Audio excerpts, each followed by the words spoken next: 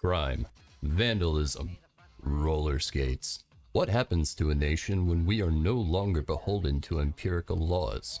When the streets run red with blotted crimson and the leftover shells of aerosol canisters line our streets in clear defiance of the status quo. Hi friends, Pattern here again to bring an urgent warning to the masses. Is your child suddenly hanging out in industrial parks or abandoned warehouse/junkyards? Have they exhibited a compelling urge to listen to Tektronic breakcore music? If they are, I have dire news. Your child, or someone you may know, may just be one of the many seeds of evil addicted to the Jet Set Radio franchise. I discovered this series as an impressionable child who tried and failed to emulate the ratchet lifestyle of a blader. This game may come with a warning against vandalism, but rest assured that after huffing his 6th coat of candy apple red spray paint, little Timmy won't give tagging a rival gang's couch a second thought. For this review, I wanted to go back to some classics, and as much as I enjoy open world games that have extensive progression systems and modding support, today you caught me feeling the nostalgia bug. Nostalgia for a time when recklessness and disregard for established authoritarian control meant barreling through a flash mob and performing sick 360 stab souls on the quarter pipe. As you may be able to tell, I'm playing this on an Xbox emulator, which I'll link in the description because it's damn good. And while I still own my copy of Future, sadly my Xbox became sentient last summer and its memories of me playing Dead or Alive beach volleyball were too much to bear. The premise of the Jet Set series is simple. You skate, or you die.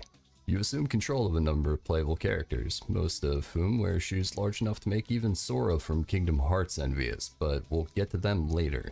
The real star of this show is the music. I often see heated debates on which games have the best soundtrack. Listen, everyone is entitled to their opinion on this in the same way that my 2-year-old nephew is entitled to his opinion that shitting himself is preferable to using a human restroom. If you want to continue listening to orchestral Square Enix music while walking around in shit-covered Levi's, I'm not gonna judge you, fam. You do you. However, by society's standards, you are a degenerate. Anyway, the point I'm trying to make is that what makes Jet Set Radio's soundtrack so good is that it stands on its own with or without the game. I still listen to this soundtrack pretty regularly. And yes, even Birthday Cake, because it slaps. Level design in both Jet Set Radio and Jet Set Radio Future is a maddening display of intense verticality and precision design. Many levels can be played like a game of The Floor is Lava, with the emphasis being on shredding rails and power lines. One noticeable difference between the two games is that while Jet Set Radio takes a more linear approach to level selection, Jet Set Radio Future is almost open world by design, letting you freely move between maps at junctions. I hold to the belief that any game with a hub system is categorically better than its peers, and Jet Set Radio Future does not disappoint here. What child of the 90s didn't dream about loitering in an industrial park with their misshapen friends, freebasing aerosols all day? For creativity purposes, of course. Just like its predecessor, Jet Set Radio Future pulls no punches when it comes to how Johnny Law sees the act of vandalism in his town. The detective in both games is sick of your shit and skips right over any conflict resolution by employing the rollerblader's natural predator, the gun. I wasn't sure at this point in the game if it still took place in Japan or America because there's basically no limits the police won't go to in ensuring the murder of youth committing petty offenses. I mean, look at this guy. This is the main baddie, who appears later after chugging MDMA at his first rave. Much like a tweaker under the hot Alabama sun, your first line of defense is your huff and spray that you'll use to charge the popo down and cover their ass in papyrus font expletives. The fuzz isn't the only opposition you'll encounter, as there are rival gangs of triplets that share a collective conscience.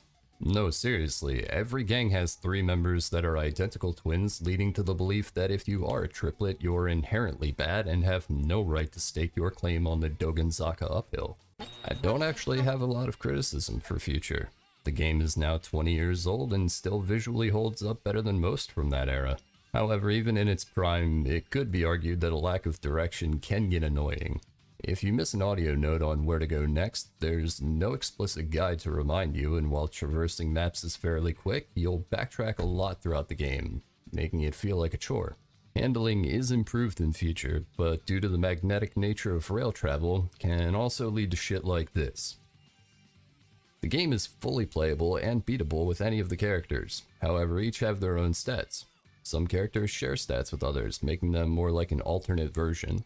Because of this, I am fully convinced that Boogie is just Garam in a wig. I mean, look at those glasses. I'm not even sure RuPaul owns glasses that large. But that's something we love about Future. Diversity in games is good, and not something you'd expect from Japan in the early 2000s. At least not without the, Japan does have a strong hip-hop subculture though, and can come off a bit corny at times, but they get an A for effort, and for giving us the Tokyo Drift song. What time is it, Professor K? It's time to get my running shoes on. Incorrect. It's tier list time. Starting in C tier, we've got Combo, Cube, and Soda, who kinda suck. Combo is painfully slow.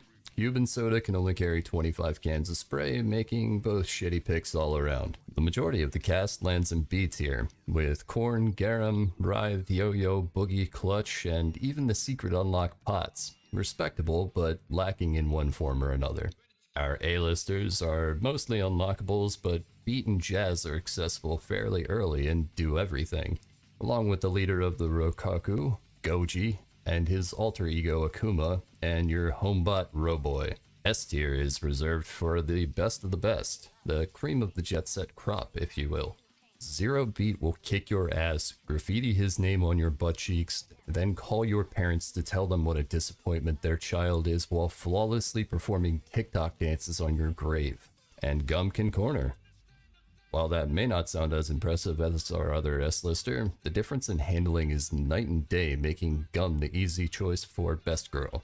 It's a tradition in Japan to find things that most of the world sees as lame or cringe and turn it into the most exciting prospect imaginable, which is what I love about Jet Set Radio. They made rollerblading cool enough that I have to believe that it was an influence on the creation of one of my favorite animes of all time, Air Gear. If you haven't read or watched it, I highly suggest you check it out, and then join me in believing that someday they'll finish the anime. Spoiler for you, there's a trap that has multiple personality disorder, and one personality is a literal yandere for the other personality. And that kind of self-love, it's inspiring. With writing like that, it shouldn't come as any surprise as to why Shakespeare's been pretty fucking quiet lately. And that's about all I have to say on Jet Set Radio. The game is an underrated masterpiece, and what I think about when I close my eyes and imagine the word video game. It's challenging enough to keep you engaged, but ridiculous and vibrant enough to remind you you're playing a game. It delights in being absurd, yet does its best in everything it sets out to do. It easily gets a whopping 10 points out of 10. You can find Jet Set Radio over on Steam.